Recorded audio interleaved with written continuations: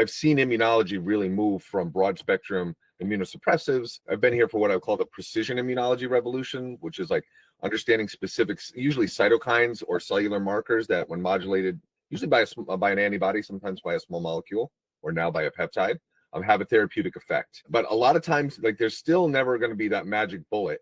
But there's going to be a large percentage of your population that's refractory or becomes refractory to a certain therapy. This could be your anti-TNFs, it could be your IL-17s, it could be anti-IL-23s, you know. So I think the whole idea of the immune reset, just to bring it back to your concept of adaptive T cells and CAR T cell therapy, is something I'm really, really interested to see. All right, let's get started. Thanks so much, Jamie, for joining. It's really great to have you on our first guest on the podcast. So excited to be here, finally. Yeah, absolutely. Yeah, we've been knowing each other for quite a while, right? Like 10 years, something like that. Yeah, I would say, I think beginning of 2015. So we're a little more than 10 years on. Absolutely. Yeah, it's been a great 10 years. It's been quite a ride. 10 years ago seems like a lifetime ago. So absolutely. Yeah, absolutely. Yeah, we're still getting out of our postdoc. Yeah, no, I wanted to have you on. I think you have a lot of great perspectives, and I really like to hear, you know, from my perspective, I have an immunology question, I go to Jamie. If I have a question about immunology as a chemist and a background in chemistry, you know, that's my, you know, I really appreciate your taking immunology and boiling it down to where a chemist can understand. So I feel the same way about you in computational chemistry. So right back at you. Oh, thanks, Jamie. Yeah, no, you want to start? Maybe we start with the introduction and then go on your background and how you got to where you are, kind of thing. Sure. Yeah, happy to introduce myself. So, Jamie writes, my background is, you know, I've always really been interested in biology and systems biology. I think just by nature, and you know that led me to really immunology is the discipline that I felt most strongly aligned with and really enjoyed, you know, researching. So that started in earnest for my master's degree and then really for my PhD. So I did a lot of the adaptive side of immunology, which is effector T cell development and how your body essentially just adapts and learns, you know, to develop its own unique immune system based on the environmental stimuli and then the genetics that you have. And basically how, like, what are the kind of the environmental cues or physiological cues that guide that process. And I really studied T cells as like an independent kind of microcosm of that larger adaptive immune response.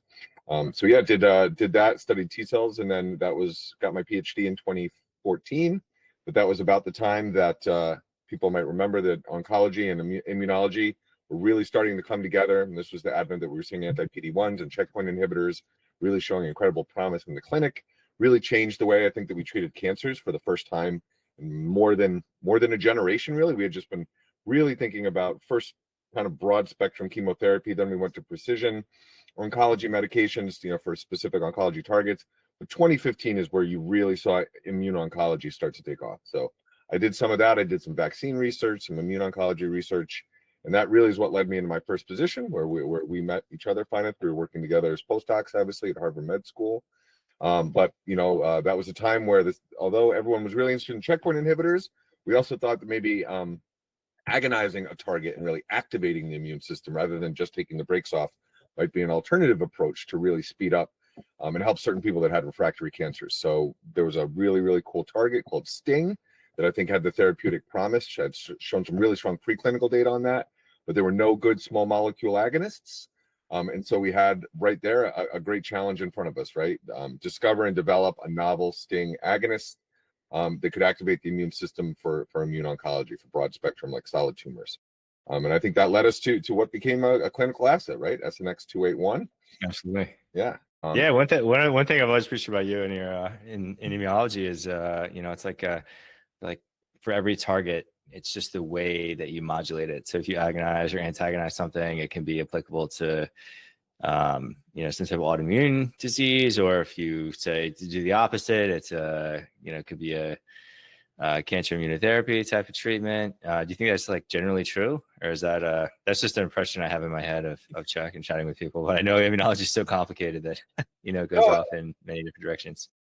I think it speaks to the connectedness and the systems aspect of immunology, right? And there's no part of immunology that exists in a vacuum. It's all, so you know, it's all interconnected. And I think that what you're saying right there absolutely speaks to it. So modulating one aspect of the immune system will have broader implications on the whole immune system. And so if you have hyperactive immunity and autoimmune disease, then that's the same type of thing that you might get some therapeutic benefit from antagonizing it. So actually, I would say right now the field is much more interested in antagonizing STING for autoimmune diseases. And then I'm seeing research, although there is still ongoing research for agonizing it for immuno-oncology. But absolutely right. The same target can be modulated in different ways to help with different diseases and different immune systems that are out of balance. Sure. Yeah, absolutely. Yeah, it's always been another thing with immunology for me that you really taught me was like, it's like the exception can be the rule kind of thing. It's like it's always the exception is the most important part of it. It's like I remember coming to you, you're like, I'm trying to understand whatever is in immunology here, and it's like oh no, that's actually the exception, but it's the most important part. And I was like, oh man, yeah, it's really helped me. I really appreciate your help over the years and really kind of boiling it down. Like I mentioned. So yeah, I think that's true for all science, right? Like it's kind of sometimes finding those exceptions to the rule are most exciting, and like that's where the biggest breakthroughs come from, because you're stuck in a dogma that limits you, and then by understanding it in a different context, finding that exception is where you make a breakthrough. Have you found that in your day-to-day job today? Or is it kind of, I know you don't want to go into the, specifics or anything, but like as a practicing immunologist, I'm more, that kind of thing. No, absolutely. Because I think why it's so important to me, right, is you're going to understand a target and you just have to read what other people have written, right? And many times you're forced to organize information into both, verbal, but also then these pictures. So you see these pictures of systems, this affects that, therefore changes this. And they're always with arrows and they're always one direction or two directions. And you think of it as this very simple, like, dogma of like, oh, this goes up, this goes down, this gets up, and then you're good. And obviously it's always more complicated than that. So I think keeping your mind open, that is, it's a good place to start, but every model is wrong, although some models are useful, I think is the famous quote. Yeah, that's a great quote. Yeah. That applies to immunology as to anything else, I think. And I think about that. So where's this model is wrong? Probably by necessity. But and then how do I make sure that I'm not missing something because I'm stuck in some narrow view or narrow perspective of the system? Sure. Yeah, absolutely. Yeah, I think it's super easy to get into that type of perspective. Oh, one thing before we get into the detail, I was wondering what you thought about the Nobel Prize, and that you were like, what do you think about this? Yeah, so I was pretty excited. I'd read a lot of the papers from all three of the people that co-received that prize. And certainly my PhD was like a subset of Tregs called TR1s. It's a way we just induce them so we can study them in labs.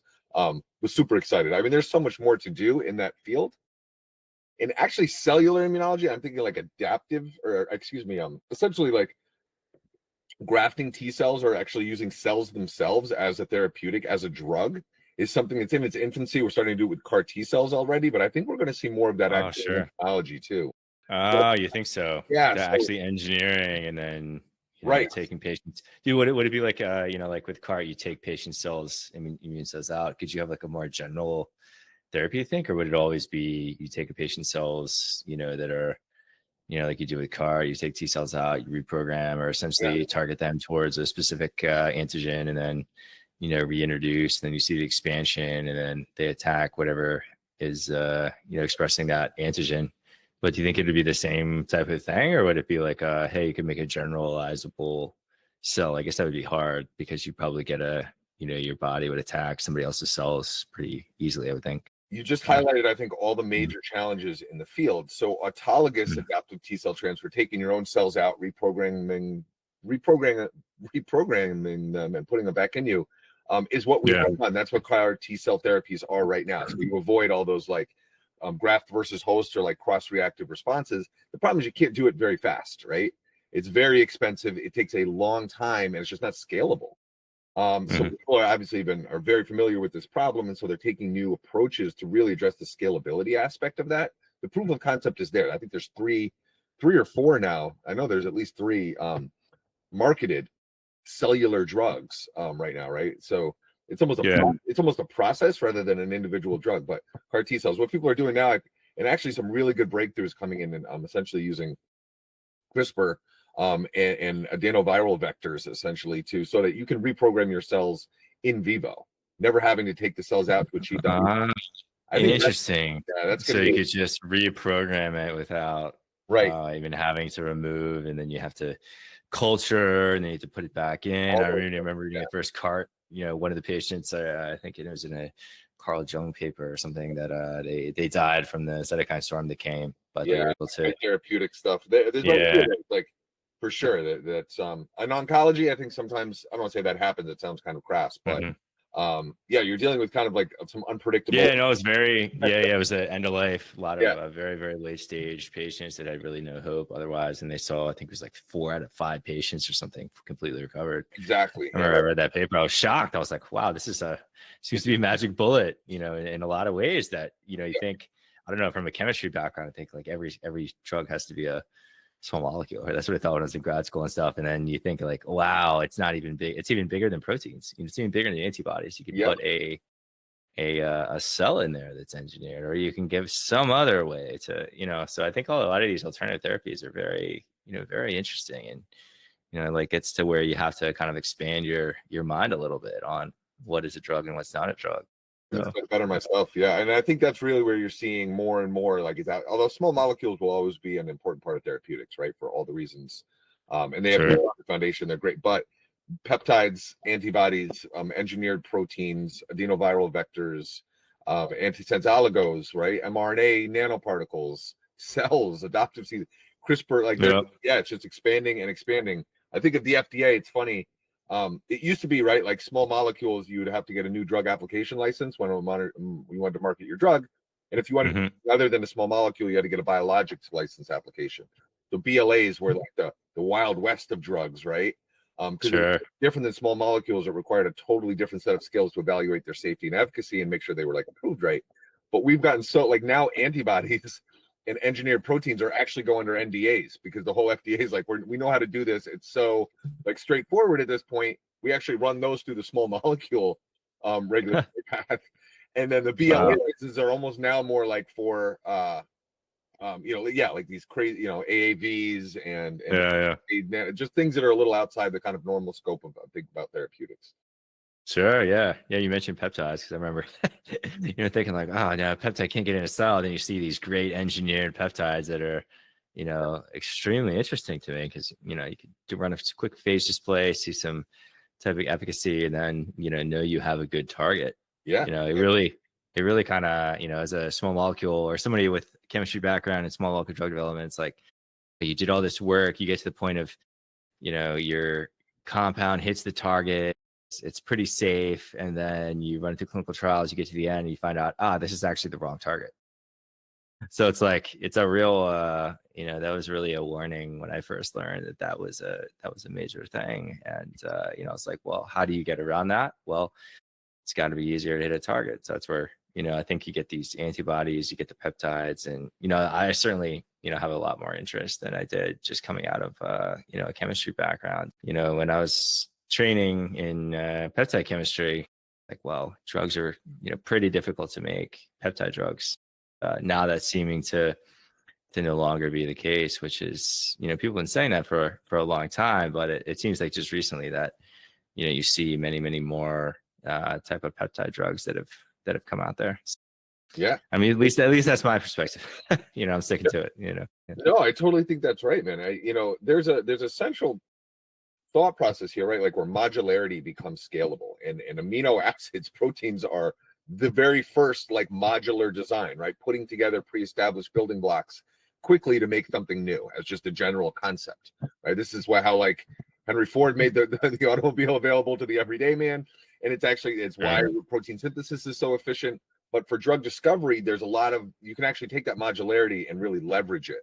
So, and I'm thinking about in the discovery process, it's phage display, or ribosomal display libraries. And that now, like, I know this is something you know a lot about and more than me, which is non-natural amino acids. And how do we incorporate those early rather than just in the optimization stage, but even in the discovery stage? So we can explore more diversity there, right? With non-natural amino acids that hopefully you could, hopefully get better properties or something. Hopefully you could, absolutely right. Model it in some way. I know there's a lot of companies out there doing that, trying to model, can we get the sequence? Can we make it into a drug? Can we get it in the cell? All those types of questions that, I remember grad school is like peptides. No, they're great proof of concept, but it's actual drugs, kind of was, there was some pushback, at least in academia. So, I think it's really awesome because I feel like I might have gone a little bit of a different direction if there wasn't this kind of, hesitation, from a lot of very more senior scientists, that it seems to be playing out very differently now, which is, I think a good lesson. This is It's really easy. This is deja vu for pharma, for big pharma and for biotech, because I just remember when I was a grad student in or undergrad in 2000, and my boss was like, antibodies will never be drugs. Yeah. That's not that long ago. This is 25 years ago, right? That it seemed it was like great proof of concept. You can do proof of concept, but it'll never actually be a marketed, scalable drug. And here we are today, and 8 out of the top 10 best-selling drugs are monoclonal antibodies. I think peptides are in the same type of thing. People just thought, they won't make, they're just not, the bioavailability is not good enough like a small molecule. But we've overcome that now orally with permeation enhancers. We have long-lasting peptides. So now, the best-selling drug in the world is semaglutide, right? Which of course is a macrocyclic peptide that only has to go in once a week. Yeah. So things change really quickly. So you got to be careful not getting stuck in those dogmas like peptides will never be drugs. Yeah, absolutely. I think it's it's a very interesting thing to learn. I think as a early stage scientist, as a early career, I would say scientist, is that there are these assumptions out there that just kind of born to be challenged. And I think if I went back and did it again, I would actively seek that out and then write a grant proposal or something against hey, I'm going to change this, or the people that do that are the ones that tend to be very financially successful. So I think Eli Lilly, the most valuable pharma company in the world now, because they challenged exactly that and said, I think peptides could be a good drug. Absolutely. Definitely. Yeah. So one of the other things too, I was interested in your perspective, since we've been working together, and there's a lot of for a long time, and there's a lot of tech in pharma that seems to be kind of permeating. I think you have from a biology perspective, a lot of unique insights there that you've seen. Part of silicon, certainly the thing there was to infuse technology in the pharmaceutical industry, and then do that. Have you seen any what was that like, rather than with that type of those initiatives? Was that more helpful or hurtful, or what were the good things and the bad kind of that I was interested in? Yeah, I think computational drug discovery, which can mean a lot of things, but broadly, sure. I would say, looking back over the last 10 years that I've really been intimately involved with it, with you, obviously, is, I think that you've seen real contributions in what I would call the optimization space. And I think we're still learning how to leverage virtual screening to really start, right? I've seen a lot more traction with things that were discovered through more traditional empirical means, starting points, but then being able to rapidly optimize them, because structure-based drug design is a real thing. And it used to be a lot of guess, and we get co-crystal structures and you could kind of see it. But now this is where AlphaFold and AI and all those kind of things can just take in a lot more data than a human can possibly process, and I think really aid rapid optimization of molecules much faster than a human, just a medicinal chemist, would be able to. And we've already seen this, right? This is actually where I think the field is right now, and everyone knows this and is using it, which is great. And AI plays a huge role in that. Again, it's integrating things like AlphaFold together with generative AI and generative chemistry, right? And those things, and then being able to just rapidly reduce your cycle times, get through more iterations, and I just think optimization becomes much faster. So that's the one place I've seen it already take hold and add value. But the problem of screening is much bigger. It's much more complex in a way. You're starting with a lot less information and a lot more uncertainty. So I don't know. I think eventually we'll get there a little bit, but virtual screening maybe is the next frontier for kind of the silicon-based approach to wet lab science. At least that's my opinion, or what I've seen. Sure. No, absolutely. Yeah. One thing you mentioned that I think was interesting is the, how do you decrease cycle times? That's been something I feel like progress can't be made without another cycle. Like another turn. Yeah. Well, how do you increase that speed? Because it's not only, to me, it's not just hey, you can get more accurate. So you can say, hey, these molecules that I made, or these molecules I designed, or whatever, are going to be improved or more potent or more have better properties or better permeability, or you name it. But you could also say, I want to decrease the cycle time, so I get more cycles in the same amount of time with, say fewer errors or fewer kind of like packages getting lost, or, so one of the things I've been thinking about recently is like, how do you infuse tech into doing that?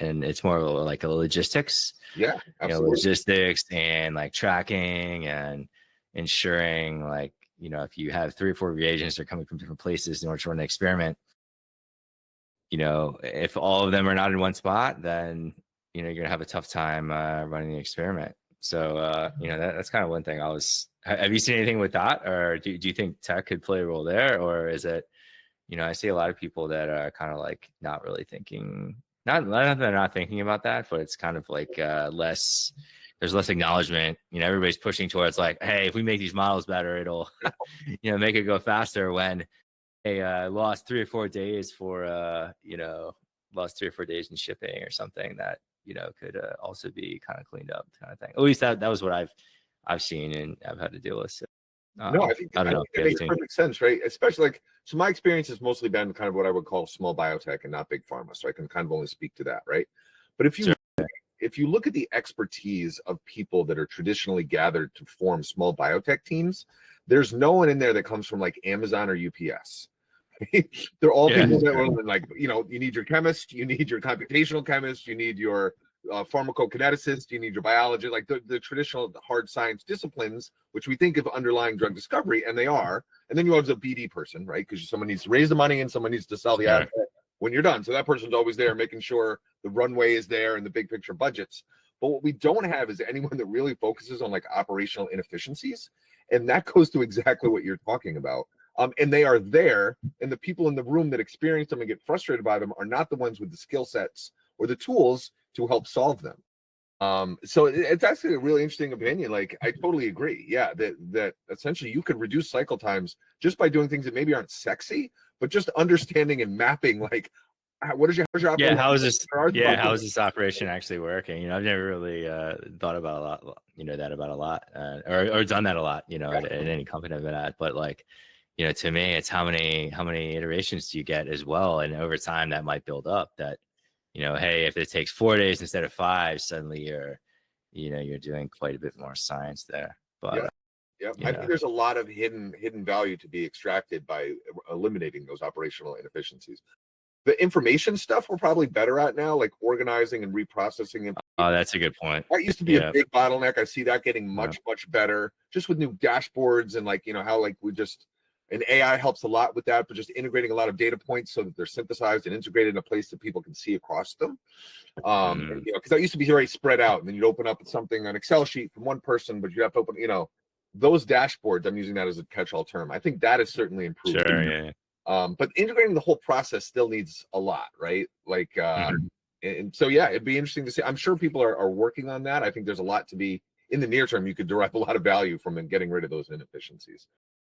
And time's the ultimate parameter you got to worry about. It sounds like you're gonna run out of it. You can run out of money. You can always fill more money, but time, the field moves off, and you're like, or some major clinical trial reads out that invalidates your thesis or something. Suddenly, it's you're kind of dead in the water. I've just been kind of like thinking about things, thinking, how do you improve it even further? But it's going to be cross-discipline for sure, right? I mean, there is literally a logistics aspect of getting a molecule or a peptide or something synthesized and getting it to the place where it's tested. Fundamentally, machine learning, right, is feedback and iteration. So how do you reduce that feedback time where you got something new, you want to test it, and then look at that data and then iterate, make your change, and just boil that down to steps and then figure out where you can save a day. I think you're right. That's probably something that could use some improvement in the biotech field. Absolutely. Is there any other topics that we haven't covered so far that you're interested in discussing? Yeah, it's kind of as a broad catch-all, like for our first meeting here, really like autoimmunity is obviously my passion. It's the thing that I think about most deeply therapeutically. And I've seen immunology really move from broad spectrum immunosuppressives. I've been here for what I call the precision immunology revolution, which is like understanding specifics, usually cytokines or cellular markers that when modulated, usually by an antibody, sometimes by a small molecule, or now by a peptide, have a therapeutic effect. But a lot of times, like, there's still never going to be that magic bullet. That there's going to be a large percentage of your population that's refractory or becomes refractory to a certain therapy. This could be your anti-TNFs, it could be your anti-IL-17s, it could be anti-IL-23s, go on and on down the road. So I think the whole idea of the immune reset, just to bring it back to your concept of adaptive T cells and CAR T cell therapy, is something I'm really, really interested to see, because it makes a lot of sense to me that a lot of the precision immunology we do just deals with symptoms, or at least, kind of just mitigating the symptoms rather than getting to what is the underlying driver of the actual disease. Right, or we're one level down in the pathology, in the pathophysiology. So yes, the IL-17 is causing like the development of Th17 cells, which are causing your psoriasis. That's true. Sure. But what's causing you to have an aberrant IL-17 response in the first place? And it's something that's deeper than that. Interesting. Yeah, it's these long-lived memory cells that, for whatever stochastic reason, your genetics or your environment or the interaction of the two developed in you, but now they're deeply seated in your immune system, both physically and kind of like existentially. So every time, yes, and they're making too much IL-17, and so you're adding a drug to block that signal, and it works. It's therapeutic. It prevents your outbreaks, your plaques. But as soon as the drug comes off, the symptoms come back. So it's like it's always boiling underneath the surface, right? And the whole idea of an immune reset, I think, is really, really interesting and powerful. So you can wipe out the memory T cells, wipe them out, and then suddenly there's no more, aberrant IL-17 produced, because hey, we just completely reset the immune system, kind of. Yeah. And we thought we did that 10 years, like we started thinking about this a long time ago, and I'm thinking about for B cells, and there's also some T cell depleters, but mostly B cells. The T cell depleters, they're almost always oncology drugs that are repurposed, which is great, right? Because you have B cell or T cell cancers, blood cancers. So we come up with these antibodies that remove those cells, but they're using markers that are on your healthy cells too. But now immunologists have this tool. Oh, you're talking like specific. Yeah. So you're talking about specifically removing that rather than just the entire B cell population. You're moving. Interesting. So yeah, you can either think about going for an antigen specific approach, so just very really precision B cells, but also just repurposing those broad B cell depletion drugs. The first wave of them, I think, what we found though is when you use an antibody, it seems to deplete all of your B cells, but that's actually just because you're only sampling from your peripheral blood compartment. You're taking your blood, right? I mean, you can only get to so much blood from a patient, so you're taking it out of a peripheral vein. So you're not sampling like the lymph nodes, for example. So these memory cells are hiding out in compartments that are not adequately sampled. So you're looking at a graph, like, oh my God, rituximab was perfect. It just removed all the B cells. We just depleted all of them. No, but only in the peripheral regions, not in the So that's what I think. They're still there. So you still have memory. Yeah. Right, yeah. But now the new technology, so I'm thinking of adaptive T cells, actually putting T cells, engineered T cells into your body, but also like bispecific T cell engager antibodies. So things that will cross-link and affect your T cell to your target cell is a very different way to get rid of, to get cytotoxicity and get rid of that target cell. So these are things that seem to have a much more robust effect. So I think there's a lot of, I think there's a lot of promise there. There's going to be some toxicity. Everything is going to be a therapeutic index and a margin for sure. Sure, yeah, you're going to have to figure out how to limit the off-target, or what would it be in this case? Limit the depletion of healthy B cells, I guess. Yeah, people, it's funny. People have always worried about that, right? Like if you just use too much immune suppression, you're going to end up with opportunistic infections, and you're going to, going too far, or the other side of the bookend. But I think what we've seen, right, is honestly we spend our last 50 million years like living in the dirt and eating like worms, so you needed all of your system. 2026, we use a lot. Not so much anymore, right? Hand sanitizer. Everybody washes their hands, hand sanitizer. Yeah. We stay away from. I think COVID's probably changed a lot with that, right? Because I know all the above. So I just don't think you need a robust immunity as you've evolved to have, which just means that you can get rid of a lot of it and live a very unless you have kids. Some people don't wash their hands as much. Maybe they shouldn't have like strong immunosuppressive drugs, but absolutely. So you might.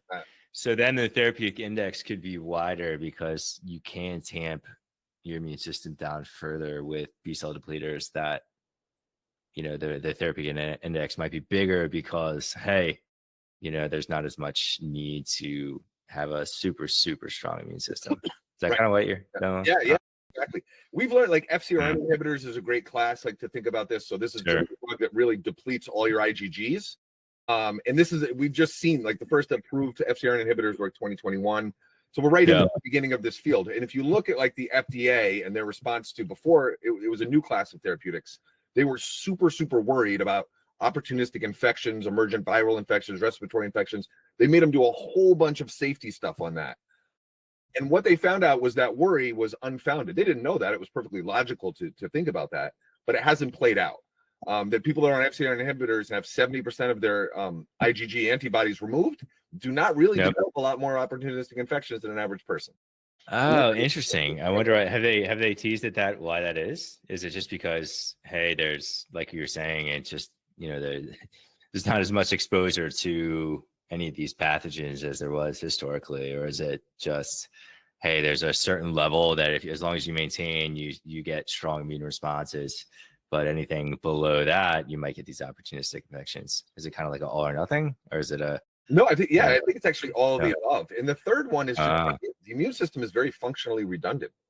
Sure. So there's that aspect of it too, just the robustness that something else is covering you, you know, that's not, it doesn't necessarily your IgGs. And a lot of times with autoimmune diseases, although they do seem in themselves like very difficult to treat, there's still, you know, a system that is out of whack, that is out of balance. And so restoring that balance is still maybe easier. So getting rid of those extra IgGs is more likely to restore balance than it is to throw off the whole system. Yeah, so maybe there's multiple pathways that are compensating to bring it back into balance if you get, you know. Interesting. For FcRn inhibitors, you still have your IgMs and your IgEs and your IgAs. So you still have other classes of antibodies that are covering those worries about covering opportunistic infection, for example. To your point, you're still maintaining some level of them, 30% still there. Maybe those are just having the effect. So, you know, all of the above. And I don't think we'll ever exactly know. But what's good to see. Yeah, it's so complicated. Immunology is one of the fields that, you know, like makes our brain hurt. It's so complicated. And you get, like I was mentioning at the beginning, and the exception is the rule, actually. And then, you know, that's why to me it's been so fascinating to work in and learn about, you know, all the different, you know, exceptions, I guess. And there's no shortage of like new hypotheses that I think are therapeutically valid, which is really, we're still in our infancy of understanding immunology for sure. Sure. Yeah, it's just probably a lot to learn, which was just crazy to me when you start learning. You know, I took like a crash course in immunology, I remember, for chemists, and you know, it seemed pretty comprehensive, but you know, to hear that is just like that shows you how, you know, evolved it is, and how there's got to be feedback loops, there's got to be compensatory mechanisms, there's got to be a lot that we don't understand, kind of thing, even now. It's a perfect example of that was the Dunning-Kruger curve, which is the more you learn, the more you know you don't know. Sure, yeah, absolutely. I'm very much in that immunology where I'm like, I'm humbled because I've learned so much. I completely don't understand how much I actually don't understand. So to your point. Oh wow, yeah, very cool. Maybe it's good to end there on this Friday afternoon. I think. Absolutely, man. This was fun. Yeah, absolutely. I really enjoyed having you on, Jamie. As always, you know, it's always great to catch up, and I always end up learning something when I'm talking with you about immunology. So it's very a pleasure to you know, work together, and you know, definitely great to have you on. Absolutely, man. I appreciate the opportunity. Thanks, Jamie. Have a great weekend. All right, man. You too. Take care.